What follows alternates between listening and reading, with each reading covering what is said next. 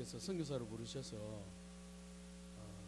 선교지에서 은퇴하고 그렇게 할 줄로만 알았습니다, 사실. 근데 그게 인생이 마음대로 안 되더라고요. 한국에 이제 선교훈련원장으로 들어와서 어느 분이 다른 목회지로 가면서 설교를 몇 분만 해주면 되겠다고, 청빙 다 돼가니까. 그래서 뭐 담임 목사가 아니니까 선교사니까 주일 낮 예배는 몇 분 설교는 하겠다고 그랬습니다. 그런데 이제 이렇게 사람들이 듣는 가운데 헷갈려 버렸어요. 자기들이 원래 그 원하는 기준에는 맞지 않지만, 그래서 사람들이 자꾸 마음이 이렇게 미혹돼 가지고 저 사람을 모시자 그렇게 돼서 그 눈치를 알고 저는 이제 도망을 갔는데, 그래서 마지막에는 종이를 한 장 내라 그래요. 이제 목회 계획서를 내라 그래요. 그래서 목회 계획서를 요즘 이렇게 써낸다고 누른 봉투에 이제 좀 많이 이렇게 써내라고. 저는 이제 잘 됐다고 떨어지려고 자꾸 내라 하니까 A4 용지 있죠, 그 3분의 1에 한 문단을 적었습니다. 나는 목회를 생각해 본 적도 없고 또 목회 계획도 없을 뿐 아니라 아무런 개념이 없다, 목회에 대해서는 생각도 안 해봤다고 그렇게 그걸 냈어요, 떨어지려고. 그런데 그것도 눈이 가려져서 그것도 좋다고 받아들여가지고 사람들이 공동의회를 해가지고 세상에 통과시켰지 않겠습니까? 그래서 이제 기도원에 이제 들어갔습니다. 이걸 어떻게 하면 좋을지.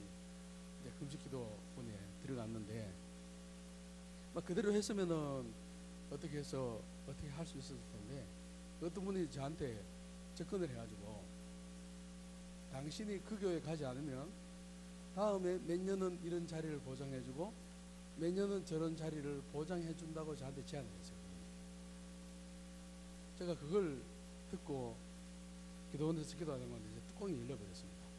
지금까지 사람 의지하지 않고 살았는데 자리를 거기 가지 않으면 이 자리 준다고 하면 내가 만약에 가지 않으면 이 사람 뺑 믿고 계속 살 건가 하는 그런 생각 때문에 하나님이 강제로 국내 목회로 부르신 줄 알고 어쩔 수 없이 가게 됐습니다. 가서 하나님 은혜 가운데 5년 서울에서 목회하는 가운데 3년 동안 교회 이전하고 증축하고 다 끝내고 내 마음속에 내 사명이 끝났다는 그런 확신이 들었어요. 왜냐하면 그 교회가 옮긴 곳이 그 구로 디지털 단지, 뭐 여러분들 들어봤을 줄 압니다. 거기 서울에 이제 그 옛날에 구로구라고요, 구로공단 그쪽인데 그 30대 혹은 20대 후반 40대 초반 되는 그런 사람들이 IT 인력이 한 3, 4만이 모여있는 그런 길목이었습니다. 그러다 보니까 원룸에는 그냥 그 젊은 사람들이 많이 지방에서 올라와서 예수 믿는 사람도 있고 한데, 제가 선교지를 워낙 오랫동안 떠나 있다 보니까 그런 청년 중심의 목회를 하는데 저는 합당하지 않다는 생각이 들었습니다. 제가 1990년에 한국 떠났는데 내가 한국에 대한 모든 건 90년에 머물러 있는 거예요. 그래서 나는 그들에게는 안 되겠다고 해서 이제 교회 이야기하고 이제 그렇게 해서 이제 하루라도 빨리 자리를 옮기는 것이 교회를 위해서 유익하다고 생각하고 그렇게 하는 차에 이제 제가 심어있던 그 교회 장로님 한 분이 50대쯤에 이제 주의 종으로 헌신을 하셨어요. 신학을 공부하시고 그분이 들어간 곳이 이제 작은 그 육도라는 섬이었는데 한 5가구 6가구 있을 때 이제 그 목사님 들어가셔서 이제 우리가 후원하는 교회가 되다 보니까 그 목회지를 우리 부부 한번 신방을 했습니다. 신방을 하니까 81세인데 눈은 안 보여가지고 성경은 볼 수 없고 일을 많이 하셔가지고 귀는 안 들리는데 사모님이 설교를 듣는데 분명히 베드로 이야기인데 모세라 하고 막 헷갈리는 목사님이. 그래서 이제 목회가 안 되겠다 그런 이야기를 듣고 돌아오는 가운데 또 이분 특징이 뭐냐, 25년 동안 목회를 하시면서 교회에서 사례를 한 번도 안 받아본 거예요. 다른 교회에서 이렇게 뭐 이렇게 5만씩 이렇게 후원 오고 하면은 교회 투자만 하고 그 다음에 자식들에게 좀 돈을 받아가지고 교회 부지를 사고 다 짓고 해서 하나님께 다 드리고 몸만 빠져나온 그런 분이에요. 그래서 그 이야기를 듣고 또 하나는 이 목사님의 아버님이 신사참배하다가 순교자입니다. 제가 이제 그걸 보는 가운데 이 정도 교회 정도 되면 내가 모든 것을 포기하고 갈 만한 그런 아름다운 교회다고 생각이 들어서 이제 그렇게 이제 그리로 생각을 하게 됐습니다. 또 하나는 제가 이제 태국에서 신학생들을 가르칠 때 이렇게 가르쳤습니다. 주의 종은 사건이 되면 안 된다. 싹을 받아가지고 입에 풀칠하기 위해서 직업적으로 목회하면 차라리 안 하는 것이 낫다. 주의 종이라는 것은 그야말로 그 주인의 명령에 따라서만 움직이는 사람이 되어야 되는데 자기 의지를 포기하고 전적으로 그 주인에게 굴복하는 그런 사람이어야 한다. 여러분들이 사역들을 정할 때 세상적인 조건을 따지면 안 된다. 사례라든지 사택을 주는지 그리고 자동차가 어떤지 자녀 교육비가 얼마든지 교인 수가 얼마인지 그런 것들 따지지 말고 하나님께서 부르셨으면 하나님이 나를 그리로 부르셨는가 그것만 따지면 먹고 살아가는 것은 주인이 알아서 하시니까 그거는 여러분들은 신경 쓸 것이 아니다. 인생은 너무나 짧다. 짧게 살면서 비겁하게 살지 마라. 인생은 마치 연극의 단막극과 같이 무대 한 번 올라갔다가 내려오는 그런 짧은 인생인데 너무 인간적으로 계산하고 앞뒤를 재고 큰 것이나 잘 나가는 것을 부러워하고 그렇게 하지 말고 오직 주의 뜻과 나라만을 위해서 그렇게 사는 것이 진정한 주의 종이다 하고 제가 입에 침이 마르도록 오랫동안 학생들에게 가르쳤지 않습니까? 근데 이게 가르치는 게 화근이 돼가지고 화살이 돼서 부메랑이 돼서 저한테 오는 겁니다. 하나님 교회 근처가 다 끝나고 난 뒤에 너 계속 그렇게 가르치지 않았느냐. 하나님이 마치 저 마음속에 도전하신 것 같습니다. 너 그렇게 가르쳤잖아. 너도 그렇게 한번 해봐 라는 그런 마음을 주셨습니다. 할 말이 없죠. 그래서 주님 가겠습니다. 그래서 저를 멘토하시던 훌륭한 목사님한테 갔는데 1시간 동안 꾸준히 듣고 왔습니다. 그분의 요지는 이겁니다. 당신은 이빨이 10개 있는데 이빨 2개만 쓰고 말 건가 8개는 어떻게 할 건가 그런 논리였습니다. 그래서 저는 생각할 때 하나님이 아무리 많이 준비시키셔서 10개를 준비시키셔서 1개만 써도 어쩔 수 없는 거 아닙니까? 하나님이 부르시면. 그리고 그 가이드라인을 무시하고 육도로 가게 되었습니다. 그러면서 참 감사한 거는 제가 다른 목회자들을 부러워한다든지 아니면은 또 섬생활은 불편한 것이 많습니다. 월요일 날 나왔는데 또 안개나 풍랑 때문에 토요일 날 들어갈 수도 있고 또 그 연안부도 앞에 여관방에 또 더 있을 수도 있고 불편하게 말할 수 없이 많이 있지만은 그것이 뭐 불평이라든지 불편한 것으로 다가오는 것보다는 하나님이 백기를 막으셔서 못 가면 안 가지 뭐 하는 그런 어떤 마음이 생기고 해서 그렇게 평안한 마음으로 감사한 마음으로 이제 육도라는 작은 섬에서 생활하고 있습니다. 저는 그렇게 생각합니다. 주의 종이라는 성공이라는 단어를 쓰기 힘들지만 주의 종의 성공이라는 것은 인원이 얼마나 되든지 그 관계없이 주인이 부르신 곳에서 부르신 장소에서 그 주인께서 시키신 그 방법대로 그렇게 하면 인간적으로 많이 이루지 못하고 관계없이 그것이 바로 하나님 앞에 성공된 인생이 아닌가 하는 그런 확신이 들었습니다. 지난 7월 달에 우리 육도교회는 아주 기쁜 일이 생겼습니다. 3명이 세례를 받았습니다. 전혀 놀라시지 않는데 섬 주민 전체가 35명인데 3명이면 우리 부부 빼고 주민의 10분의 1이니까 성교학적으로는 집단 개종이 일어난 겁니다. 마지막 예수 믿은 사람이 생기고 난 뒤에 6년쯤 넘었을 때 이 세 사람이 들어왔는데 아주 젊으신 아주머니 한 분하고 그분이 70세고 그 진실을 이야기할 때는 웃으면 안 됩니다. 그 어머니는 90세고 그 다음에 다른 한 분은 86세 어머니가 들어왔는데 우리 교인들이 7명 됐다가 10명 됐는데 2자리 숫자를 데리고 예배를 드리니까 신이 나더라고요. 그래서 그 평균 연령이 80세입니다. 80세인데 제가 제일 어립니다. 여러분들 어린 것처럼 보이지 않습니까? 그래서 저는 염색을 못합니다. 염색하면 목회가 안 되니까. 그래서 이 90세 된 어머니하고 70세 된 부하고는 이제 딸인데요. 이 90세 된 이 할머니는 그냥 아침에 일어나면 잘 때까지 글을 잘 모르지만은 늘 무곡 찬송 그리고 교회에서 내어주는 성경 구절 그런 것들을 이제 많이 읽고 그렇게 하면서 저 책이 한 몇 개월밖에 안 되니 책이 너덜너덜해졌습니다. 하도 많이 봐서. 이 86세 된 이 할머니는 너무 오랫동안 죽은 조상이 밤에서 자꾸 나타나고 하는데 그 이야기를 듣고 가서 이제 예수님을 영접하고 난 뒤에 이제 그런 악몽을 꾸지 않고 그렇게 되었습니다. 저는 이걸 보면서 목회는 역시 하나님 하시는구나, 성령께서 하시는구나, 그런 생각이 들었습니다. 연세 드신 분들, 글을 잘 모르는 분들을 앉혀놓고 설명한다고 되겠습니까?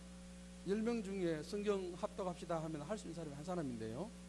그러니까 뭐 구약 성경 같은 경우는 이 에스겔서 이런 거는 찾는 거 불가능하니까 이제 뒤에서는 집사람이 찾아가고 앞에서 제가 찾아가고 예배 시간에 이제 강단에서 내려와가지고 이렇게 하기도 하고, 찬송가도 456장 하면은 400 해놓고 또 잊어버립니다. 그 계속 그렇게 하면서 그렇게 예배를 드리고 있습니다. 지난 7월 5일 날 70세 된 여자분이 세례를 받았는데 제가 이런 질문, 어쩌다 예수를 믿기로 작정했냐고.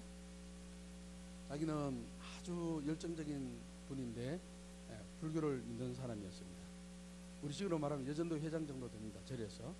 그런데 2013년 12월 말에 자기 아들 집을 방문을 했는데 꿈을 꾼 거죠. 꿈에 어떤 흰옷 입은 사람이 나타나서 자기에게 십자가를 걸어주려고 하는 걸, 나는 불교이기 때문에 나는 필요 없다 그렇게 했는데도 강제로 목에 십자가를 걸어주고 갔답니다. 얼굴은 보이지 않고 흰옷을 입은 분이 그렇게 걸어주고 나갔대요.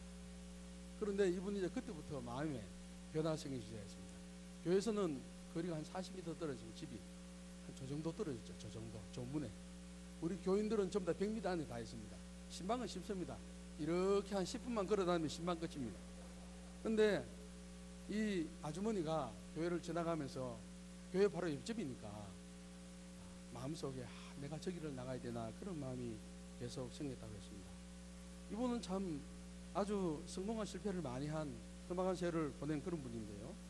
정말 산전수전을 다 겪었다고 할 수 있습니다. 원래는 부자였습니다. 배를 4척이나 가지고 있었습니다. 배 4척은요 차 40대하고 같습니다. 그 정도로 비쌉니다. 배는 아주 비쌉니다.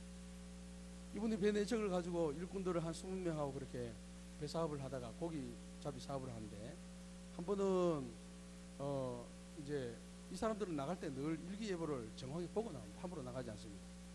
근데 돌아오는 길에 한 번도 보지 못하는 큰 갈치, 여러분들 갈치 아시죠?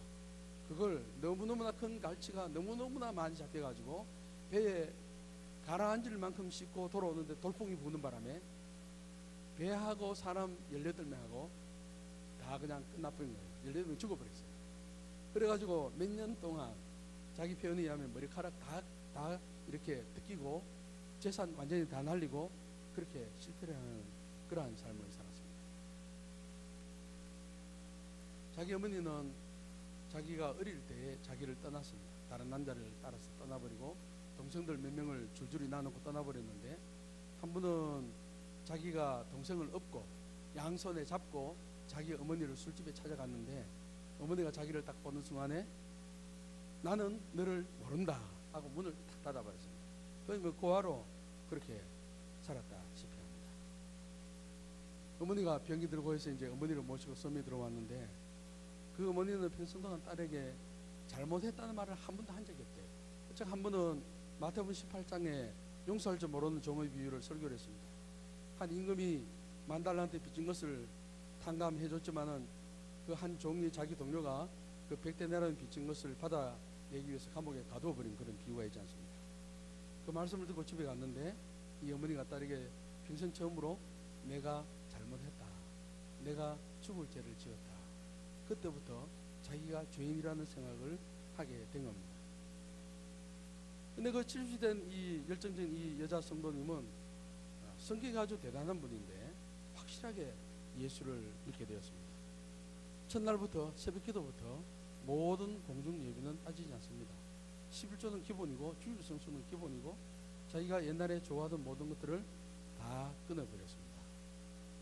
예수 믿는 거는 남이 간다고 교회 따라가서, 남이 찬송한다고 찬송 따라하고, 남이 헌금한다고 헌금 따라하고 그렇게 한다고 해서 예수정의가 되는 것은 아닙니다. 예수 믿는 것은 자기의 의지와 결단으로 어림도 없는 이야기입니다. 하나님이 그 마음에 바로 성령을 부어주셔야 예수쟁이가 됩니다. 성령으로 아니하고는 누구든지 예수를 주시라 할 수 없느니라 고린도전서에 말씀하고 있죠. 오늘 우리가 읽은 본문 에스겔 선지자는 바벨론 포로로 끌려간 유다 사람들 공동체 가운데에 사역했는데, 그는 유다 멸망 전에는 죄로 인한 하나님의 심판을 선포했지만은 그 이후에는 구원과 회복을 담은 하나님의 위로의 말씀을 전하는데, 오늘 24절부터 보면 한번 24절 한번 읽어보겠습니다. 24절 합독합니다. 내가 너희를 여러 나라 가운데서 인도하여 내고 여러 민족 가운데서 모아 데리고 고국 땅에 들어가서, 여기 주어는 냅니다. 바로 하나님입니다. 하나님은 구원의 하나님입니다. 포로된 유다를 고국 땅으로 이끌어서 구원하시는 주체입니다. 그들은 유다 백성들 하나님 앞에 잘한 것은 하나도 없었습니다. 우상 숭배하고 하나님 계명을 어기고 또한 선지자들을 핍박하고 나쁜 짓만 골라가면서 죄를 지은 그런 사람들입니다. 그들의 행위를 보면 구원받을 만한 근거가 전혀 없는 사람입니다. 그러나 언약의 하나님은 그들을 포로 가운데 끌어내시겠다고 말씀하셨습니다. 우리도 마찬가지입니다. 예수를 오래 믿으면 착각하지 말아야 할 것은 우리가 구원받을 만한 근덕적이 있다고 착각하는 것입니다. 그래 되면은 큰일입니다. 우리는 구원받을 만한 선함이 없습니다. 성경은 누구도 구원받을 만한 어려움이 없다고 말씀합니다. 의인은 어느 하나도 없다. 율법의 행위로 그 앞에 어렵다 하심을 얻을 육체가 없다. 너희는 그 은혜의 믿음으로 말미암아 구원을 받으 이것은 너희에게 난 것이 아니고 하나님의 선물이라. 하나님은 세상에서 구원하신 당신의 백성을 끌어내시는 분인데, 그건 이제 거룩이라고 합니다. 거룩은 원래 자르다라는 뜻입니다. 주부가 음식을 만들 때 배추 무를 뽑아와서 그 흙을 씻습니다. 씻어서 뿌리도 자르고 그렇게 합니다. 그리고 쓸 수 있는 것만 잘라서 냄비에 넣는 것처럼 하나님은 우리를 그렇게 당신의 능력으로 우리를 더러운 데서 끌어내셔서 그렇게 죄를 씻으시고 우리를 당신이 사용할 수 있는 백성으로 만들어 주시는 분입니다. 하나님은 하나님의 능력으로 육신의 정욕과 안목의 정욕과 이성의 자랑으로부터 우리를 점점 더 멀어지도록 이끄시는 분이십니다. 그리고 그 세상과 멀어지면서 하나님 당신에게는 우리를 점점 더 가까이 이끌어 가시는 분입니다. 제가 여러분들이 오늘 묻고 싶은 것은 바로 그겁니다. 여러분들의 삶을 보면 예수 믿었던 그 순간부터 세상으로부터 하나님은 점점 더 멀리하게 하시고 하나님 자신에게로 여러분들을 더 가까이 이끌어 가시는 증거가 여러분들 가운데 있는가 하는 것입니다. 뭐 내가 무슨 누구 자녀이기 때문에, 우리 아버지가 장로이기 때문에 그하고 전혀 관계없습니다. 다시 말하면 여러분들의 마음속에 내가 가만히 생각해 보면 내가 하나님의 그 형상, 예수 그리스도의 형상을 더 회복해야 되겠다. 내가 하나님을 좀 더 잘 믿어야 되겠다는 그러한 어떤 거룩한 열망이 일어납니까? 성령 받은 사람은 성령께서 그러한 열망이 일어나도록 여러분들 가운데 역사하시는 분입니다. 만약 그런 증거가 없고 내가 예수 믿은 지 몇 년 됐는데도 예배 시간에 여전히 아무런 죄책감 없이 스마트폰 하고 그냥 아무런 개념 없이 도덕적으로 윤리적으로 달라진 것이 하나도 없다. 그래 되면 여러분들이 정말로 나는 거듭난 신자인가를 다시 한번 기도해 보십시오. 하나님, 내가 진정으로 거듭난 하나님의 자녀입니다. 하나님은 세상으로부터 끌어낸 구원하신 사람을 정결하게 하시는 겁니다. 맑은 물을 너에게 뿌려서 너희로 정결하게 하되 곧 너희 모든 더러운 것에서와 모든 우상숭배에서 너희를 정결하게 할 것이다. 하나님은 당신의 백성의 더러움과 우상 섬김에서 정결하게 하시는 분입니다. 하나님 자녀 삼으신 그 순간부터 죽는 순간까지 모든 죄의 더러움에서 멀리하게 하시고 거룩함에 자라게 하시는 분입니다. 아까 제가 이야기했던 가장 젊은 그 아줌마 70세 된 그분은 자기가 잘하는 것이 몇 개 있었습니다. 술을 아주 잘 마셨습니다.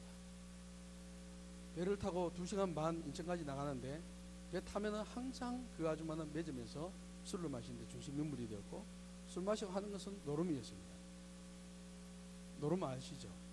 그 48페이지. 예. 그리고 이분은 싸움을 아주 잘하는 겁니다. 동네 깡패 같은 분도 이 아줌마를 당할 뿐이 없습니다. 어느 정도로 싸움을 잘하냐 하면은 한 번은 자기 딸이 유교에 된 거예요. 조폭 두목에게. 조폭 두목을 찾아갔습니다. 찾아가서 조폭 다 물리고 방에 조폭하고 이 아줌마하고 둘이가 들어갔대요. 자기 말에 의하면 자기가 가슴에 뭘 푼 거 같냐, 부엌칼을 푼 거 같아요. 문을 딱 걸어 잠그고 위통을 딱 벗고 부엌칼을 딱 내놓고, 야, 내 죽여. 목을 탁 들이댔대요. 빨리 죽여. 그러니까 그 조폭 두목이 엉엉 울더랍니다. 그러면서 자기 딸을 부르셨다고 합니다. 그러니까 주위에 잡혀있는 사람들이, 아줌마 우리도 건져줘요, 우리도 건져줘야 돼요. 이 아줌마 이런 사람입니다. 동네 어떠한 조폭 같은 사람도 당해내는 그런 사람입니다. 화가 하도 나서 막 사태질하면서 선장을 바꿔버렸습니다. 회사 찾아가서 멱살 딱 잡고, 사장 멱살 잡고 선장 바꿔 해가 바꿔버린 사람입니다. 그런 사람입니다. 이 아줌마는 노래방에 한번 가면 새벽에 나온 사람입니다.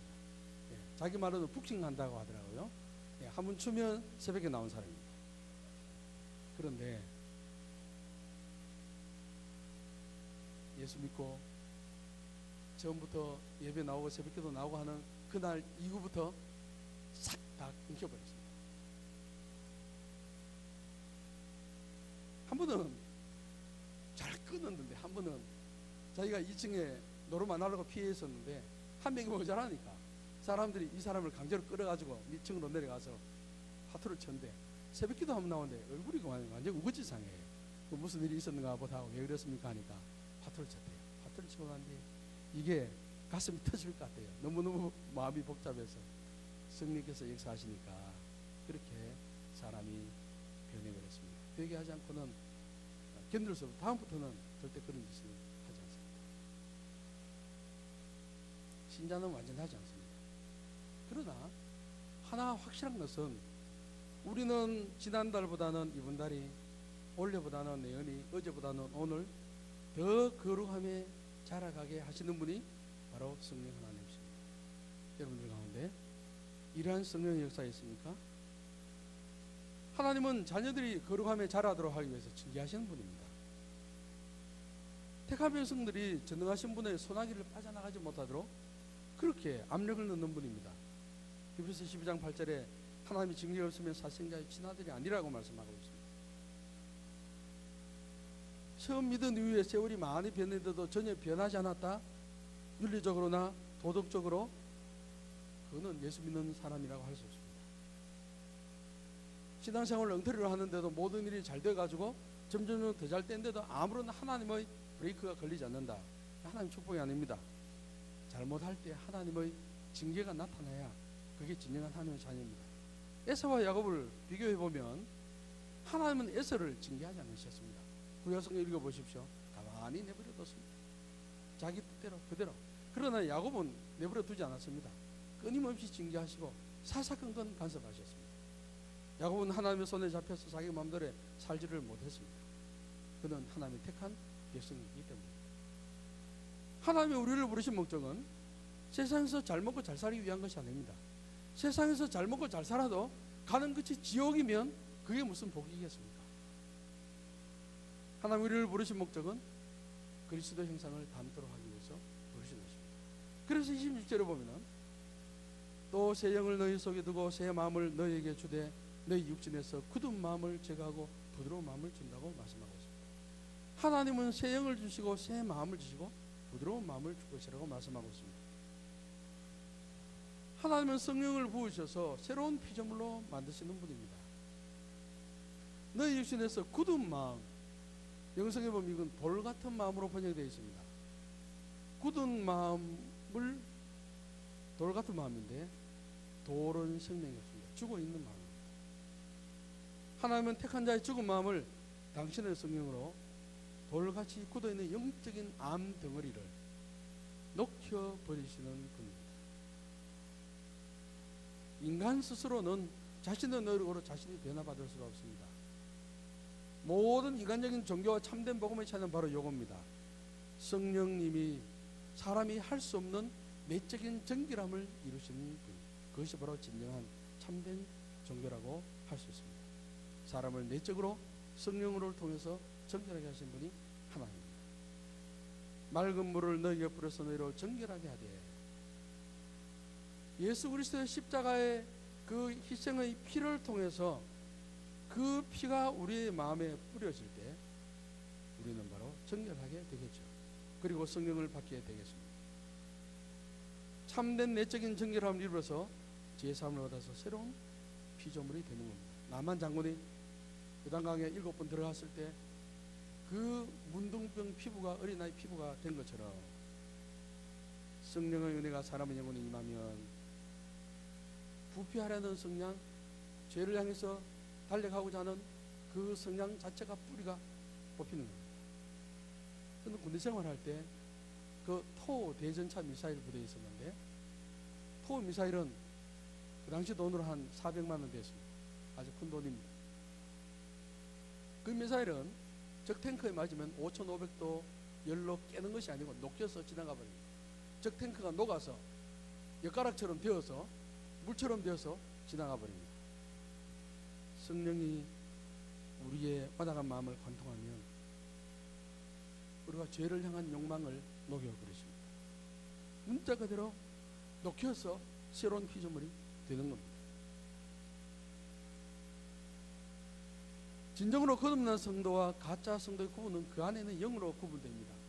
거듭난 성도는 성령이 있고 거듭나지 않은 사람은 악령이 있습니다. 그리고 성령을 받은 결과 27절에 보면은 결국은 하나님의 말씀을 지켜야 합니다. 또 내 영을 너희 속에 두어 너희로 내 율례를 행하게 하리니 너희가 내 규례를 지켜 행할지라. 우리말에 이렇게 되어 있지만은 킹제임스 버전에 보면 세 가지 동사가 나옵니다. 걷다, 간직하다, 행하다 라는 동사가 나옵니다. 하나님의 율례 안에 걷게 하고 하나님의 규례를 간직하게 하고 하나님의 율례와 규례를 행하게 한다라고 말씀하고 있습니다. 성령이 내주하는 사람은 하나님의 말씀을 따라서 인생길을 걸어가도록 워크하도록 하시고 하나님의 말씀을 마음에 간직하고 영으로 킵하게 하시고 하나님의 말씀대로 행하며 살아가도록 두하게 하시는 그런 분입니다. 이것이 바로 성령 받은 사람의 생활의 방식입니다. 여러분들은 하나님의 말씀이 마음에 떨어질 때 성령께서 역사하셔서 강단에서 떨어지는 혹은 내가 묵상하는 하나님의 말씀이 성령의 역사로 여러분들의 심령의 그 안에 잉태가 되어서 심령의 벽에 붙어서 뿌리를 내리고 열매를 맺고 꽃을 피고 그렇게 해서 내가 예수를 믿을수록 내 속에 있는 악하고 더럽고 독기가 있고 죄악이 있는 것이 다 빠져나가고 여러분들 속에 하나님의 말씀이 꽉꽉 차서 세상의 죄악이 들어오지 못하도록 하는 그런 증거들이 여러분 가운데 있습니까? 여러분들 그 야생말이 있습니다. 저는 야생 닭도 태국에서 본 적이 있는데요. 야생말 중앙아시아라든지 몽골이나 아프리카 같은 데 가면 야생말이 있습니다. 야생마는요 자기 멋대로 뛰어다닙니다. 그런데 이 야생마가 주인에게 잡혀서 훈련을 받게 되면 그때부터 달라집니다. 자기가 뛰고 싶다고 뛰지 않습니다. 고삐를 약간만 탁 쥐어도 가다가 중지합니다. 주인에게 잡혀서 자기 힘을 멋대로 쓰지 않고 힘을 조절하는 겁니다. 자기가 쉬고 싶다고 쉬지 않습니다. 오직 주인의 명령에 복종합니다. 자기가 가지고 있는 에너지를 절제할 줄 압니다. 성령 받은 사람의 증거는 바로 그겁니다. 세상과 죄를 향한 에너지가 하나님의 말씀에 의해서 찔리고 브레이크 걸리고 하나님의 율례에 복종하는 것이 더 자연스럽고 행복하고 그것이 참된 자유인 줄 알고 진리를 알지니 진리가 너희를 자유케 하리라. 진정한 자유는 하나님 말씀 안에서의 자유입니다. 하나님 말씀 안에서 진정한 평안과 자유를 이루고 모든 죄책감이 다 사라지는 것입니다. 아까 70세 된 그 아주머니는 술 마시지 않는 것이 더 쉽게 되었습니다. 노름하지 않는 것이 노름하는 것보다 더 마음이 편하게 되었습니다. 옛날처럼 한번 남에게 악한 말을 하면 견딜 수가 없습니다. 노래방은 아예 가지 않습니다. 지옥으로 들어가는 악몽 같은 것이기 때문입니다. 이 모든 그 근본적인 변화는 사람의 노력으로 된 것이 아니고 바로 그분의 성령으로 하신 것입니다. 사랑하는 여러분, 그렇게 될 때 하나님은 우리에게 가장 기막힌 그런 말씀을 주십니다. 28절인데 함께 같이 읽겠습니다. 내가 너희 조상들에게 준 땅에서 너희가 거주하면서 내 백성이 되고 나는 너희 하나님이 되리라. 하나님은 택한 백성과 언약 관계를 맺기를 원하십니다. 너희가 내 백성 되고 나는 너희 하나님이 되리라. 신자는 믿는 순간부터 하나님과 원수 관계가 아니고 친구 관계로, 하나님을 대적하는 존재가 아니고 순종하는 존재가 되고, 하나님을 미워하는 존재가 아니고 사랑하는 존재가 됩니다. 하나님이 특별히 관리하시는 특별한 백성입니다. 예수 믿으면 그것 때문에 내가 무엇이 되고 잘 되고 건강하게 되고 하는 그게 전혀 아닙니다. 물론 그렇게 될 수도 있습니다. 가장 중요한 것은 예수 믿으면 내가 바로 그분의 소유가 되는 것입니다. 내가 예수 믿고 우리의 가장 중요한 소유는 예수님이고 하나님 그분입니다. 하나님 그분 없는데 다른 떡고물 팥고물 다 받아도 못하겠습니다. 오늘 청년예배에 참석한 여러분, 이제부터 신앙생활을 하실 때 자신의 노력, 의지의 차원에서 열심히 노력하는 차원을 떠나서 신앙생활을 하는 데는 하나님의 영영 성령, 내가 예수 믿었을 때 예수님과 함께 나에게 따라 들어오셔서 내 속에 함께 거하시는, 내주하시는, 영어로 말하면 인드웰링 하시는 그 분의 인도하심과 힘주시고 깨닫게 하시고 책망하시고 하는 그런 것이 없이는 신앙생활이 불가능하다.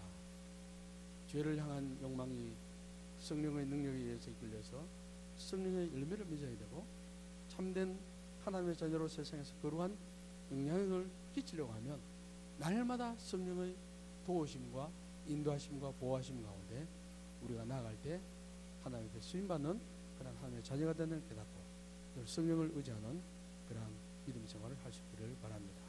함께 기도하겠습니다. 하나님 아버지, 타락한 이스라엘 백성들을 고국으로 돌아와서 구원하게 하신 하나님이시여, 그들의 돌같은 마음을 제거하시고 그들에게 새 마음을 주시고 새 영을 주시고 또한 부드러운 마음도 친히 심어주시는 분도 바로 하나님이신 줄 믿습니다. 하나님, 지금까지 우리가 신앙생활하면서 하나님의 성령의 도우심을 입지 않고 내 힘과 내 작정으로 신앙생활을 하도록 그렇게 했다면 하나님 어리석음을 용서하여 주시고, 지금부터는 하나님의 성령의 말할 수 없는 감동과 그 능력에 굴복되어서 늘 성령의 인도하심에 따라서 하나님 앞에 죄를 버리고 하나님 당신에게로 점점 더 가까이 나가는 우리 모두 다가 되게 하여 주옵소서.